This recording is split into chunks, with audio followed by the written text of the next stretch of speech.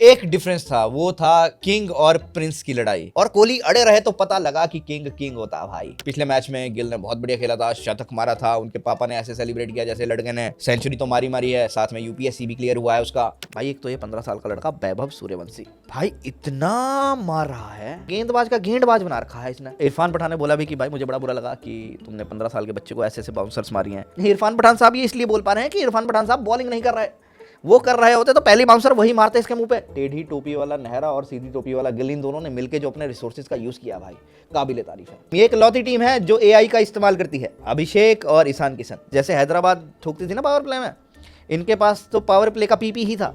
प्रियांश और प्रभ भाई बहुत मारा है दोनों लड़कों ने, और दिक्कत ये हो गई कि कैचेस छूटते रहे, वाइड्स होती रही, व्लॉग्स बनते रहे। हेलो दोस्तों and welcome to hilarious cric with Vinay Bhatia. IPL खत्म हो चुका है, जीत चुकी है आरसीबी रॉयल चैलेंजर्स बेंगलुरु, या फिर बोल सकते हो real champions Bengaluru. RCB deserve करती थी 2026 का आईपीएल जीतना, and they have won it. One sidedly जीता है उन्होंने match. Gujarat Titan versus RCB था फाइनल। जो अच्छा हो सकता था गुजरात टाइटंस के लिए वो हो चुका था। आरसीबी ने टॉस जीता और बॉलिंग करने का फैसला लिया था, which was again in the favour of Gujarat Titans, क्योंकि अगर आरसीबी पहले बैटिंग करता तो वो बहुत वो इतना मारता है कि चेस नहीं कर पाती हैं सामने वाली टीम्स, और गुजरात की स्ट्रेंथ भी नहीं है चेस करने वाली। होम ग्राउंड गुजरात टाइटंस का, फेवरेट टीम गुजरात टाइटंस, क्योंकि पिछला मैच जिस हिसाब से वो राजस्थान को हरा के आ रही थी, एक डिफरेंस था, वो था किंग और प्रिंस की लड़ाई। वो होता है ना जब किंग हो तो प्रिंस बोल नहीं पाता, इस मैच में भी वैसा ही हुआ है। एक मोमेंट आता जहां पे कोहली को आउट दिया था तो शुभमन गिल ने ही उनका कैच पकड़ा था। शुभमन गिल के पास गए थे विराट कोहली, अंपायर्स को बोला कि नहीं मुझे थर्ड अंपायर के पास जाना है, ये नॉट आउट है। तब शुभमन गिल की कन्वर्सेशन जो ऐसे टीवी पे दिखाई दी, इट वाज लाइक कि नहीं मैंने तो कैच बहुत अच्छे से पकड़ा है, क्लीन कैच है। लेकिन कोहली अड़े रहे, और कोहली अड़े रहे तो पता लगा कि किंग किंग होता है भाई। गुजरात टाइटन ने पहले बल्लेबाजी की और बल्लेबाजी हो नहीं पाई। पिछले मैच में गिल ने बहुत बढ़िया खेला था, शतक मारा था, उनके पापा ने ऐसे सेलिब्रेट किया जैसे लड़के ने सेंचुरी तो मारी है, साथ में यूपीएससी भी क्लियर हुआ है उसका। लेकिन बेंगलोर के सामने गिल भी चलते बने, और साई सुदर्शन जो पिछले 2 मैचों में ऐसे अपने ही विकेटों पर डंडा मार रहे थे, तो इस मैच में उन्होंने सोचा कि नहीं यार कुछ नए तरीके से आउट होते हैं, नॉर्मल क्रिकेट खेलते हैं, तो वो भी कैच आउट होके चल दिए। गुजरात टाइटन की बल्लेबाजी देख के लग ही नहीं रहा था ये वो गुजरात है जो राजस्थान के सामने खेली थी। मतलब ऐसा कि बड़े थके थके से खेल रहे थे। T20 का मैच ऐसा लग रहा था कि वनडे क्रिकेट का मैच है, 50 ओवर खेलेंगे। जॉस बटलर आए, क्यों ही आए, वो उन्होंने बनाए 23 बॉलों में 19 रन। निशांत सिद्धू आए, उन्होंने बनाए 18 बॉल में 20 रन। ये तो भला हो वॉशिंगटन सुंदर का, और तुम्हें याद होगा वॉशिंगटन सुंदर का भी कैच सेम जैसा कोहली का पकड़ा गया था वैसा वॉशिंगटन सुंदर का भी पकड़ा गया था, लेकिन वो भी रेफरल में गया और नॉट आउट दिया गया था। अगर उस मोमेंट पे वॉशिंगटन सुंदर आउट हो जाता ना तो लंका लग गई थी जीटी की। ये जो 18वें 19वें ओवर तक मैच गया ना, ये 15वें ओवर में खत्म हो जाता। और भाई धीरे धीरे हारते हारते थकते हारते एंड में आके वॉशिंगटन सुंदर एक लौता बल्लेबाज जिसने 50 रन मारे फाइनल में, उसके अलावा बाकी बल्लेबाज आए गए, और एंड में जाके गुजरात टाइटन ने बना दिया 155। बॉलिंग में क्या कमाल किया है आरसीबी ने भाई, जो प्लानिंग करके वो मैदान में उतरी थी भाई, वही प्लानिंग उन्होंने एग्जीक्यूट की। भुवनेश्वर कुमार क्लास बॉलर है, ये पूरे आईपीएल सीजन में उन्होंने दिखाया। और भुवनेश्वर कुमार ने ये भी बताया भाई मुझे इंडियन टीम में रखो ना रखो, पर मैं डिजर्विंग तो हूँ। ये मुझे पर्सनली लगता है, अगर तुम्हें भी लगता हो कमेंट्स में जरूर लिखना कि भुवनेश्वर कुमार ना यार डिजर्व करता है। लेकिन हमारे देश का दुर्भाग्य ये है, या फिर सौभाग्य भी बोल लो, कि हमारे पास अच्छे बॉलर्स अच्छे बैट्समैन इतने हैं कि हम जो एक बार चला जाता ना मुड़ के उसकी तरफ देखते नहीं, चाहे वो जितना मर्जी अच्छा कर दे। इसमें एग्जांपल शमी का भी आता है, भुवनेश्वर कुमार का भी आता है। रसिक सलाम का दिन था भाई, 3 विकेट लेके गया लड़का, 4 ओवर 27 रन दिए उसने, और 155 बना पाई 20 ओवर में गुजरात टाइटन। तो बैथल और फिल सॉल्ट ने बोतलें तो खोल रखी थी, और आरसीबी का ओपनर ही चेस मास्टर है यार भाई। कोहली और वेंकटेश अय्यर ने शुरुआत की, पावर प्ले में पता लग गया था कि भाई आरसीबी जीत गई है। फिर तो पाटीदार ने भी बोतल खोल ली, वो तो रोका दिनेश कार्तिक ने, रुक जा भाई हो सकता है तुझे बैटिंग करने जाना पड़े, तो इसीलिए वो बैटिंग करने और जल्दी चला गया क्योंकि उसको पार्टी करने की जल्दी थी, पार्टीदार है ना वो। तो वेंकटेश अय्यर आया, वेंकटेश अय्यर ने बनाए 32 रन, कोहली नॉट आउट रहे 75 रन, देवदत्त पाडिक्कल आए चले गए, उसके बाद आए रजत पाटीदार, उन्होंने पार्टी करनी थी वो भी जल्दी चले गए, लेकिन कोहली खड़े रहे एंड तक, और बहुत इजीली पावर प्ले में डिसाइड हो गया था कि आरसीबी के पास ही ट्रॉफी आ रही है। चौथे ओवर में रबाडा का बाड़ा सुझा के उन्होंने बता दिया था कि भाई आरसीबी जीतेगा, आरसीबी फाइनली जीत गया आईपीएल 2026। Well deserved. 17 साल के इंतजार के बाद बेंगलोर ने बैक टू बैक ट्रॉफीज उठाई हैं भाई। मेरे को तो लग रहा है ये अब अगले आने वाले आईपीएल भी भाई ये इंटरेस्ट के साथ, ये 17 साल का जो इंटरेस्ट है ना उसके साथ आगे भी ट्रॉफीज उठाएंगे। और जिस हिसाब से इनकी टीम है भाई अगले 3-4 साल ट्रॉफी तो कहीं नहीं गई। Well deserved. बहुत अच्छी बॉलिंग, बहुत अच्छी फील्डिंग, जो स्पेशली आईपीएल में सबकी खराब रही है, आरसीबी की सबसे बढ़िया रही है। आरसीबी के बारे में बात करने का मतलब ही नहीं है, क्योंकि बच्चा जब यूपीएससी क्लियर कर जाता है ना तो उससे सवाल नहीं पूछे जाते, उसे सिर्फ बोला जाता है आप एसडीएम बनोगे, एसपी बनोगे, डीएसपी बनोगे, इंजॉय करो। अब तो वो है आरसीबी, उनका हो गया है भाई यूपीएससी, लेकिन एक नंबर से रही गुजरात टाइटन। मैं शुरुआत से बोलता रहा हूँ ये टीम अंडर कवर एजेंट्स की तरह खेलती है, ऐसे धीरे धीरे नीचे से ऊपर आई, हल्के हल्के, मतलब 7, 6, 5, 4, और जब 4 पे आ गई ना भाई फिर नीचे नहीं गई है। शुभमन गिल की कप्तानी और आशीष नेहरा की मेंटोरशिप भाई ये टीम को कहां से कहां ले गई। क्योंकि मैं पहले से बोलता आ रहा था ये टीम ना अंडर कवर एजेंट्स की तरह खेलती है। स्टार्टिंग में ऐसा टॉप 4 की बात होती थी तो कोई भी एक्सपर्ट नहीं बोलता था कि गुजरात टाइटन टॉप 4 में होगी, क्योंकि इनकी टीम देख लो कोई ऐसे बड़े बड़े नाम आते ही नहीं थे। शुभमन गिल, ग्लेन फिलिप्स, मोहम्मद सिराज, और इसके अलावा ऐसा कोई बड़ा नाम इस टीम में दिखाई नहीं देता था कि कोई बोले कि ये टॉप 4 में जाएगी। टेढ़ी टोपी वाला नेहरा और सीधी टोपी वाला गिल, इन दोनों ने मिलकर जो अपने रिसोर्सेज का यूज़ किया भाई, काबिले तारीफ है। मतलब ऐसा अंडर कवर एजेंट्स की तरह भाई, पहले नीचे थी टेबल पे, 7वें पे आई, 6ठे पे आई, 5वें पे आई, 5वें के बाद जब 4थे पे आई ना तब लोगों ने इसके बारे में बात करना शुरू किया कि गुजरात टीम है भाई। आरसीबी से आ रही, न्यू चंडीगढ़ गई, वहां पे राजस्थान को पेला। जब इन्होंने राजस्थान को पेला ना तो सबको लग रहा था कि अहमदाबाद में फाइनल है, होम ग्राउंड है, 70% चांसेस जो हैं गुजरात टाइटंस के बनते हैं फाइनल जीतने के। पर वो कहते हैं ना हर दिन एक सा नहीं होता। राजस्थान के सामने गिल और साई सुदर्शन ने बढ़िया बल्लेबाजी की और अहमदाबाद में बैठ के भुवनेश्वर कुमार ने पूरी तैयारी कर ली।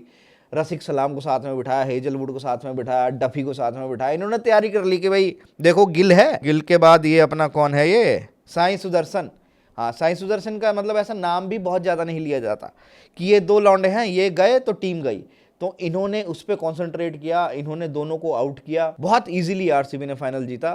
क्योंकि इस टीम के 2 मेन पिलर्स ही बॉलिंग और ओपनिंग पार्टनरशिप, तो वो दोनों ही ध्वस्त कर दी आरसीबी ने। पर अगर सिर्फ बॉलिंग स्ट्रेंथ है और पहले 2 ही बल्लेबाज जो हैं तुम्हारी स्ट्रेंथ है, उसके बाद टेबल पे 2 नंबर पे बैठी है, तो इसका मतलब है कुछ तो सही किया है गुजरात टाइटन ने। वेल डिजर्व्ड गुजरात टाइटंस भाई। इस टीम ने बताया कैप्टनसी और कोचेस अगर सही डायरेक्शन में काम करें तो हर टीम बढ़िया कर सकती है। गुजरात टाइटन को सिर्फ अपना मिडल ऑर्डर मजबूत करने की ज़रूरत है, उसके अलावा मुझे नहीं लगता इस टीम में कोई बहुत ज़्यादा चेंजेस की ज़रूरत है, क्योंकि इस टीम की बॉलिंग स्ट्रेंथ रही है। बस मुझे ऐसा पर्सनली लगता है कि मतलब बहुत ही पर्सनल ओपिनियन है मेरा, अच्छा लगेगा भी नहीं तुम्हें बता रहा हूँ कि जो लास्ट मैच था ना आरसीबी के खिलाफ, जब ईशांत शर्मा थे ही, मतलब ईशांत और कोहली, मतलब ऐसा वो दोस्ती है उनकी, तो दोस्ती में अगर ईशांत ले जाता तो क्या पता गुजरात टाइटन मैच में आ जाता। गिल की जितनी तारीफ है भाई नेहरा की भी उतनी तारीफ है।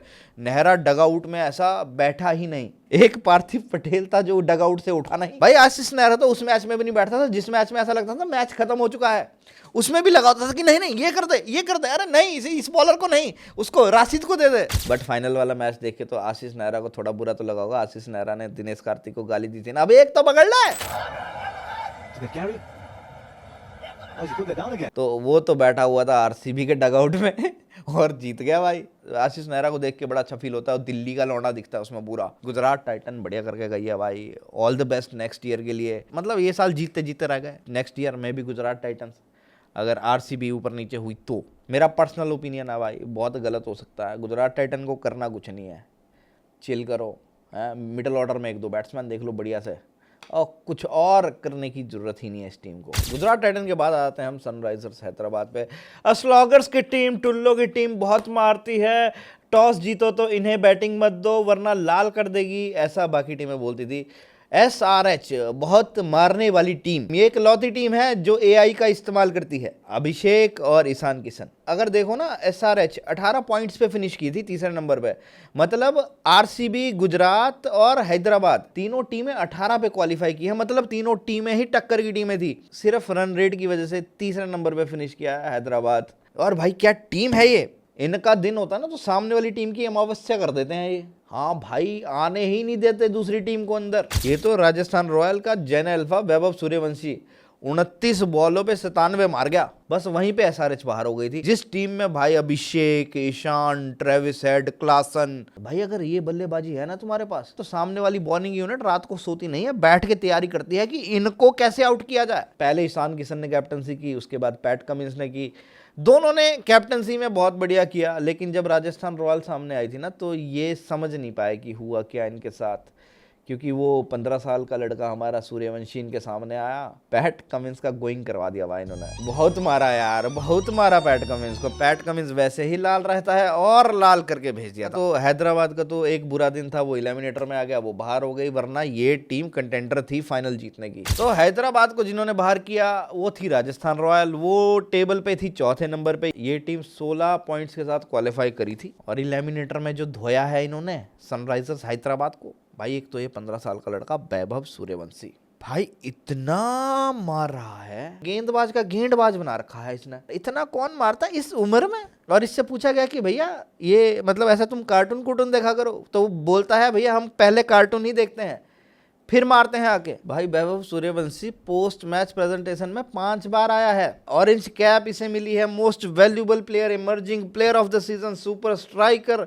Super sixes of the season. भाई 60 लाख के आसपास चेप गया है वहीं पे, ऊपर से टाटा सियारा अलग से मिली है। और बल्ले पे जो स्टिकर लगता है उसके लिए भी वैभव सूर्यवंशी को ऑफर है कि भैया ऐसा है कितने पैसे चाहिए, 1 करोड़, 2 करोड़, 5 करोड़, 7 करोड़, हम हमारा स्टिकर लगाओ तुम। भाई वैभव ने सबसे ज्यादा छक्के मार दिए हैं एक आईपीएल सीजन में, गेल का रिकॉर्ड तोड़ दिया है।